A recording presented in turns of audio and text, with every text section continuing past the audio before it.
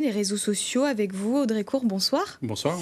Vous êtes à la tête donc d'une société de web marketing et de community management. Vous êtes amené à modérer certains commentaires sur les réseaux sociaux. Vous servez de filtre.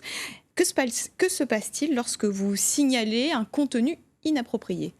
Alors, lorsqu'on signale un contenu inapproprié, on le signale via en fait les plateformes de signalement des différents réseaux sociaux. Aujourd'hui, nous n'avons pas eu à faire de signalement via Pharos parce qu'on n'est pas tombé sous des... Pharos, on le précise, c'est la plateforme de signalement de contenu et de comportement illicite sur Internet. Voilà, on n'a pas eu de comportement illicite à signaler. Mais par contre, ce que l'on peut dire aujourd'hui, c'est que ces signalements sont restés sans effet. Donc nous agissons en fait dans l'intérêt de nos clients, mais aussi des auditeurs, des utilisateurs des réseaux sociaux, en modérant, c'est-à-dire qu'on va effacer certains propos, les masquer, etc. Et pour ramener en fait la discussion dans un niveau de langage qui soit acceptable. Et vous me confirmez, ça peut être virulent ? Oui, en fait, le gros problème, c'est qu'un propos qu'on va déposer sur les réseaux sociaux sous le coup d'une émotion, qui peut être légitime sous l'instant, peut être très vite extrêmement viral avec les partages, les hashtags, etc.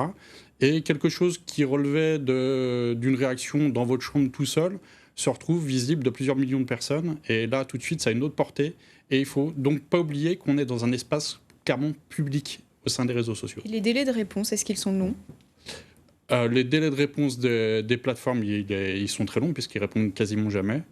Par contre, nous, en tant que modérateurs, on réagit au quotidien et très très rapidement. En moyenne, nous, sur les pages que l'on modère, on réagit en quelques minutes. Et pour raccourcir ces délais des plateformes, qu'est-ce qu'il faudrait faire selon vous, ces délais de réponse ? Alors, moi je pense que dans le cadre de l'affaire qui nous occupe, qui est donc lié à un délit important, Pharos est le bon outil.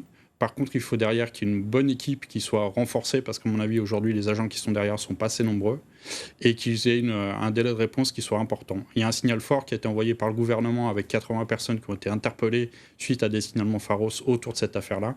Je pense que c'est un premier début intéressant. Vous avez été vice-présidente digital, vous êtes déjà intervenue dans des établissements scolaires auprès du jeune public. Et qu'avez-vous pu constater sur ces usages d'Internet ? Bon, alors, les jeunes sont